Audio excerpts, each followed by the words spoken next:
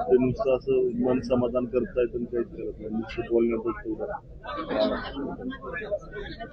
Action असं केलं पाहिजे.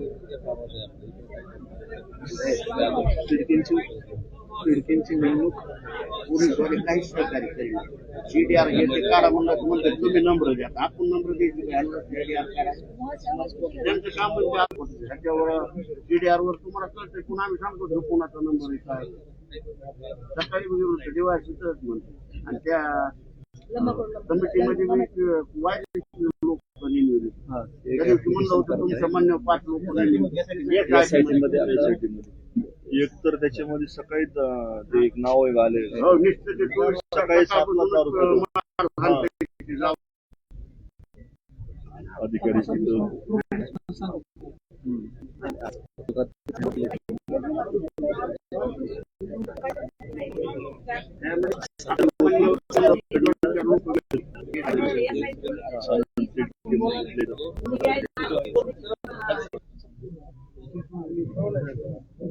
कैलासवासी विलास घुले यांच्या खून झाल्यानंतर त्यांच्या परिवारात सांत्वनपर आज मी या ठिकाणी भेट द्यायला आलो. त्यांनी जी परिस्थिती सांगितली, एसटी समाजातला एक उमेश माने याला मारण्यासाठी ठेवलंय. जे काही साक्ष आहेत, जे पुरावे आहेत, ते नष्ट करण्यासाठी या 302च्या आरोपीला बाहेर ठेवलंय का? हा माझा पहिल्यांदा पोलीस प्रशासनाला प्रश्न आहे. तपास योग्यरित्या चालू आहे. 9 जण अरेस्ट झाले. मग या एक व्यक्तीला अरेस्ट करण्यासाठी पोलीस का धजावतीये? तो मोठ्याचं लेकरू आहे म्हणून आमचं इथं वैयक्तिक कोणाची दुश्मनी जाती बाहेर काय येणार आहे? म्हणजे आमचा आता पूर्णपणानं पोलिसांवरती असा संशय आहे की त्यांना या प्रकरणात एका आरोपीला वाचवायचं आहे म्हणूनच ते अटक करत नाही. पण आज इथं उपस्थित सर्वांच्या साक्षीनं सांगतो की पोलिसांना सुद्धा त्या आरोपीला अटक करावी लागल एवढ्या ताकदीनं आम्ही सुद्धा आता रस्त्यावर उतरू. आम्ही सुद्धा शांत बसणार नाही. वेगवेगळ्या प्रकारे आतापर्यंत या बीड जिल्ह्यात 22 खून झालेत. दुर्दैव या बीड जिल्ह्याचं की पोलीस प्रशासन देशभरात कुठल्या जिल्ह्यात नसल ते आपल्या बीड जिल्ह्यात, आणि हे दुर्दैव आहे.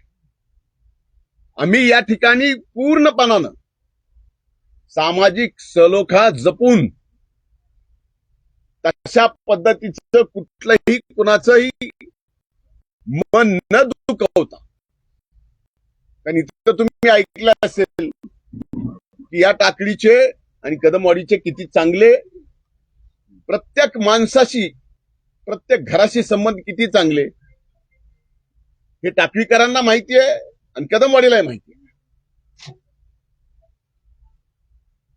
मारायला दाखवायचं एकाला आणि खून करायचा एकाचा, आणि याचा सूत्रधार नेमका अनेक जणांनी साक्ष दिली आहे, पण त्यांना ती साक्ष पटत नाही पोलिसांना. मग नेमकी कुठली साक्ष पोलिसांना पाहिजे? या बाबतीत आम्ही हे प्रकरण अतिशय गांभीर्याने घेतलंय. अधिवेशनाच्या पहिल्या दिवशीच ही घटना घडल्यानंतर मी स्वतः सभागृहामध्ये हा मुद्दा काढला. या मुद्द्यावर अतिशय प्रखरपणे मी सभागृहात भांडलो, आणि आता राहिलेला एक आरोपी तो कुणाचाही असो, मला देणं घेणं नाही, कुठल्या जातीपातीचा असो, कुणाच्याही जवळचा असो, घेणं देणं नाही, पण न्याय हे सगळ्याला सारखा असला पाहिजे. आणि तो न्याय सगळ्याला सारखा मिळावा म्हणून पुन्हा एकदा मी विधानसभाचं अधिवेशन पावसाळी चालू आहे. सोमवारी पुन्हा हा विषय सदनामध्ये येणार आहे आणि तिथंही मी स्वस्थ बसणार नाही. एका आरोपीचे लाड का, हा माझा प्रश्न आहे. हे सुद्धा माध्यमांनी आता आपल्या माध्यमातून विचारणं गरजेचं आहे. आजपर्यंत सभागृहात सुद्धा मी कुणाचं नाव घेतलं नाही, कुठल्याही आरोपीचं नाव घेतलं नाही. ज्याचा खून झाला त्याचंच फक्त नाव घेतलं. आणि आमच्या सगळ्यांची इच्छा आहे की शेवटपर्यंत याच्या जे कोण गुंतले असतील त्याला शासन झालं पाहिजे. या भूमिकेतून आम्ही आज या ठिकाणी सर्वच जण आहोत. आज या कुटुंबाला आधार द्यायची गरज आहे. याच कुटुंबाला नाही तर जो एसटी समाजाचा उमेश माने, त्याला सुद्धा आज धमक्या चालू आहेत. धमक्या, दबाव टाकला जातोय. तो आज गाव सोडून गेलाय आणि आज पोलीस काय करते, तपासामध्ये सगळ्या काही गोष्टी समोर आल्या पाहिजे आणि त्या आम्ही आणल्याशिवाय स्वस्थ बसणार नाही. पोलिसांना सुद्धा, प्रशासनाला आणि सरकारला सुद्धा स्वस्थ बसू देणार नाही. धन्यवाद. भाऊ, रमेश भाऊने एक पत्र दिलेलं आहे SITला आणि त्यांनी संरक्षणाची देखील मागणी केली आणि दुसरी म्हणजे त्यांच्यावरती खोट्या गुन्ह्याच्या संदर्भात कट रचला जातो असं देखील सांगतो. एक लक्षात घ्या, ही खरी गोष्ट आहे की रमेश घुलेंना दबाव टाकणं, दबावात आलं नाही तर खोट्या गुन्ह्याची धमकी देणं आणि खोट्या गुन्ह्याच्या धमकीतून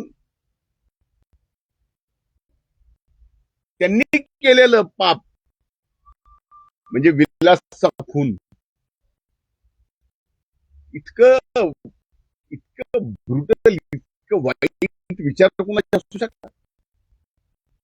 म्हणून मी सांगतो कितीतरी प्रयत्न केला कुटुंबाच्या मागं सबळ शक्ती आहे.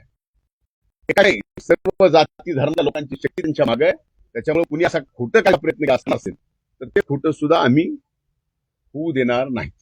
ज्यांच्यावर या प्रकरणात आरोप होत आहेत त्यांनी मात्र हे आरोप सगळे फेटाळलेत आणि आमचे CDR चेक करा, काय पाहिजे ते चेक करा, हे केवळ राजकारण केलं जातंय असं देखील त्यांनी म्हटलं. एक लक्षात घ्या, ही घटना काय राजकारणाची आहे का?